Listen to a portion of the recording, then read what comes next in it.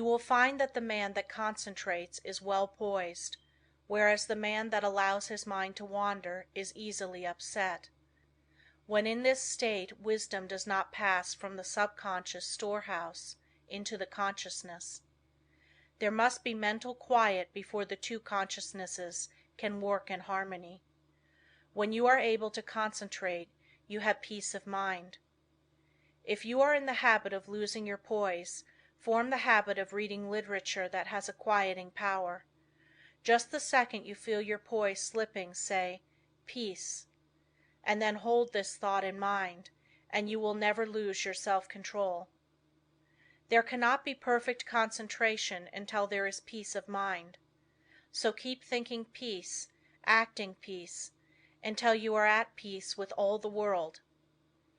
For when once you have reached this state, there will be no trouble to concentrate on anything you wish.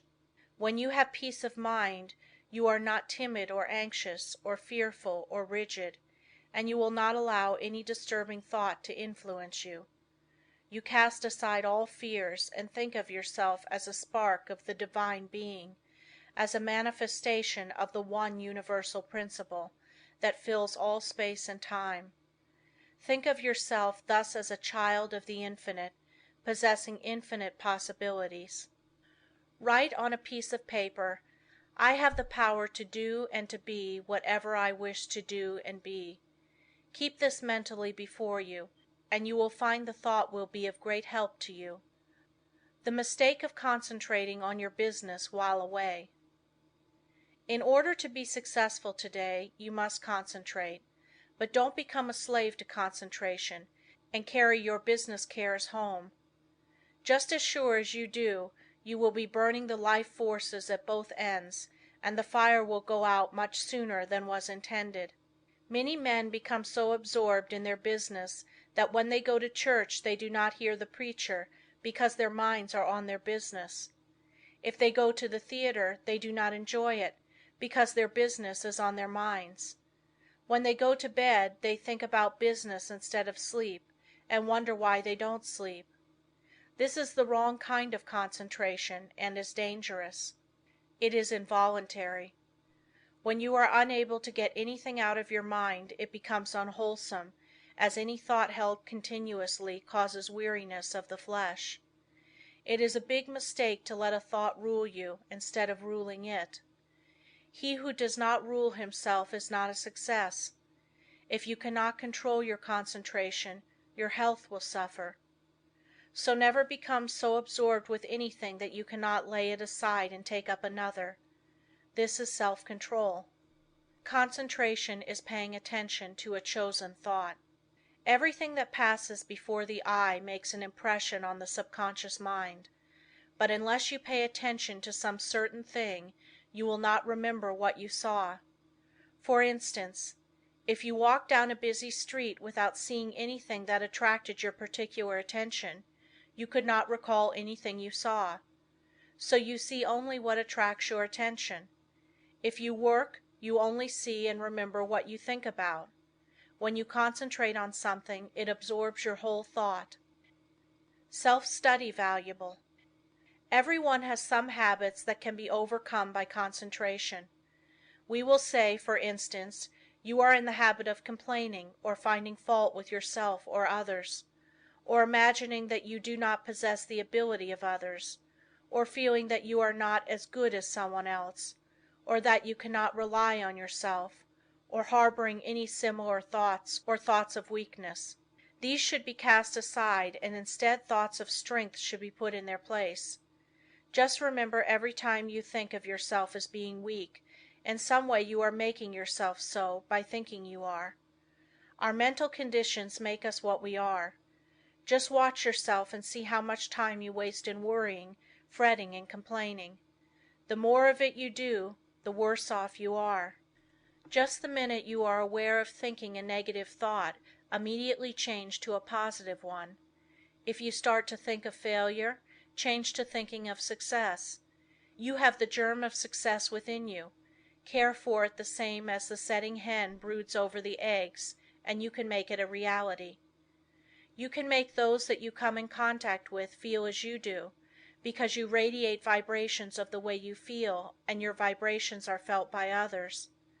When you concentrate on a certain thing, you turn all the rays of your vibrations on this. Thought is the directing power of all life's vibrations. If a person should enter a room with a lot of people and feel as if he were a person of no consequence, no one would know he was there unless they saw him, and even if they did, they would not remember seeing him, because they were not attracted towards him. But let him enter the room feeling he was magnetic and concentrating on this thought, others would feel his vibration. So remember, the way you feel, you can make others feel. This is the law. Make yourself a concentrated dynamo from which your thoughts vibrate to others. Then you are a power in the world. Cultivate the art of feeling, for as I said before, you can only make others feel what you feel.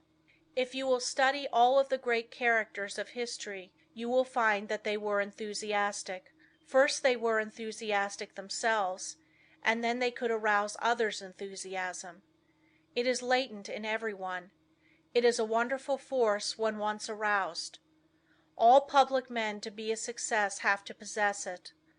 Cultivate it by concentration. Set aside some hour of the day wherein to hold rapt converse with the soul. Meditate with sincere desire and contrite heart, and you will be able to accomplish that which you have meditated on.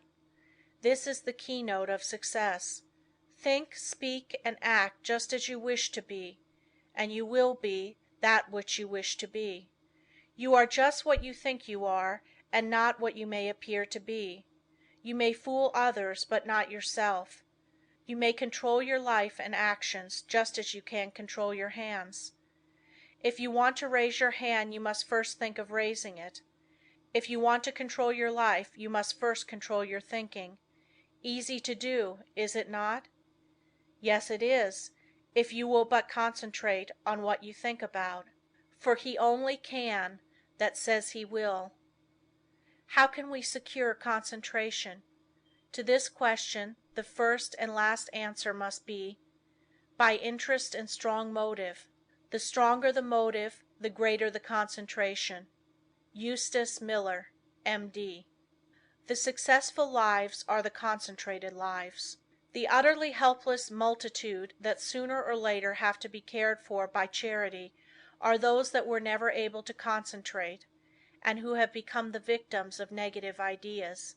Train yourself so you will be able to concentrate your thought and develop your brain power and increase your mental energy, or you can be a slacker, a drifter, a quitter, or a sleeper. It all depends on how you concentrate or centralize your thoughts. Your thinking then becomes a fixed power, and you do not waste time thinking about something that would not be good for you. You pick out the thoughts that will be the means of bringing you what you desire, and they become a material reality. Whatever we create in the thought world will some day materialize. That is the law. Don't forget this. In the old days men drifted without concentration, but this is a day of efficiency, and therefore all our efforts must be concentrated if we are to win any success worth the name. Why people often do not get what they concentrate on. Because they sit down in hopeless despair and expect it to come to them. But if they will just reach out for it, with their biggest effort, they will find it is within their reach. No one limits us but ourselves. We are what we are today as the result of internal conditions. We can control the external conditions. They are subject to our will. Through our concentration we can attract what we want, because we become in rapport with the universal forces from which we can get what we want. You have watched races, no doubt.